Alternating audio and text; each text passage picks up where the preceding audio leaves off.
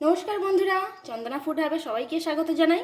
তো বন্ধুরা, এই গরমের মধ্যে সবাই কেমন আছেন অবশ্যই জানাবেন। প্রচুর গরম পড়েছে এখন। তো আজকে আমি কুমড়ো নিয়ে এসেছি। কুমড়ো এইভাবে ছোট ছোট করে একদম সরু সরু করে পিস করে নিয়েছি। তো এগুলো দিয়ে একটা দারুণ সুন্দর মুচমুচে পকোড়াই বলতে পারেন বা কুমড়িও বলতে পারেন, ওটা বানাবো। এর জন্য নিয়ে নিয়েছি বেসন। তো প্রথমে বেসনের একটা ব্যাটার করে নেব। এখানে আমি 1 বাটি বেসন নিয়েছি।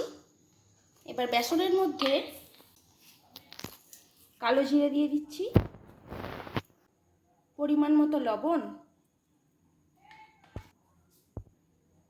একটু হলুদ আর একটু সামান্য পরিমাণে একটু লঙ্কা দিয়ে দিলাম। সব কিছু ভালো করে মিশিয়ে নিচ্ছি।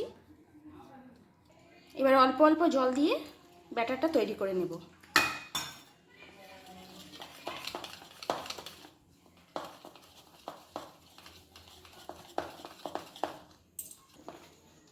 বন্ধুরা, প্রচণ্ড পরিমাণে গরম পড়েছে।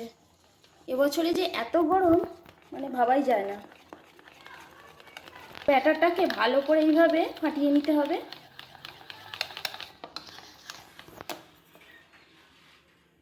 অল্প করে আর একটু জল দিয়ে দিলাম।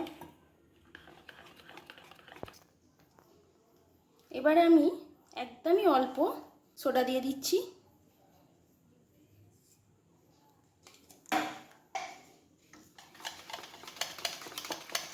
খাবার সোডাটা দিলে কি হয়, খুব সুন্দর ফুলে যায় আর মুচমুচেও হয়।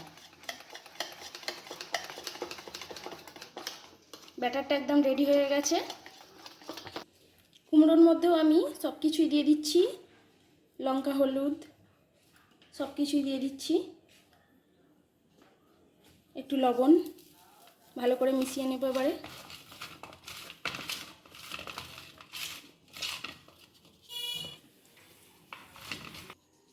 সব কিছু ভালো করে মিশিয়ে নিয়েছি। কড়ার মধ্যে সাদা তেল গরম করতে দিয়ে দিলাম। তেল গরম হয়ে গেছে। আমি কুমড়োগুলো ব্যাটারের মধ্যে ডুবিয়ে তেলের মধ্যে ছেড়ে দিচ্ছি।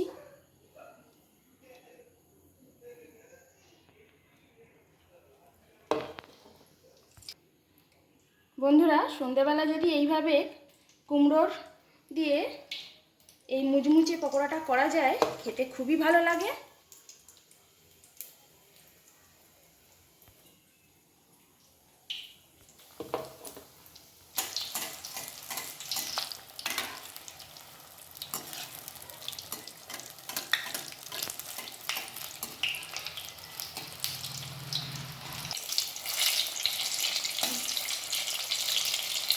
সবগুলো আমি উল্টে দিলাম।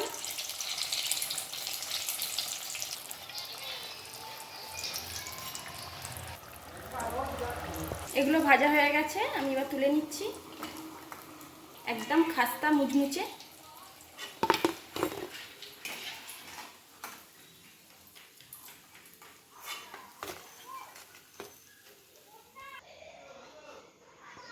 বাকিগুলো আমি এইভাবেই ভেজে নেব।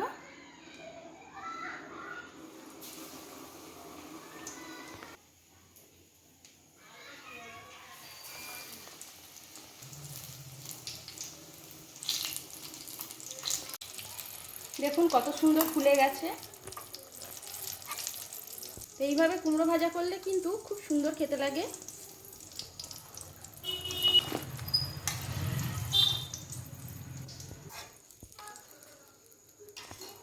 তো বন্ধুরা, সবকটা কুমড়োর পকোড়া রেডি হয়ে গেছে। তো কুমড়ো যদি বাড়িতে থাকে, সন্ধেবেলা এইরকমভাবে ভেজে নিন, মুড়ি দিয়ে একদম জমে যাবে। তো আজকের রেসিপিটা যদি ভালো লাগে তাহলে প্লিজ চ্যানেলটিকে লাইক, শেয়ার এবং সাবস্ক্রাইব করে আমার পাশে অবশ্যই থাকবেন। সবাই সুস্থ থাকুন, ভালো থাকুন, আর সন্ধেবেলা মুড়ি দিয়ে এরকম রেসিপি তৈরি করে খান।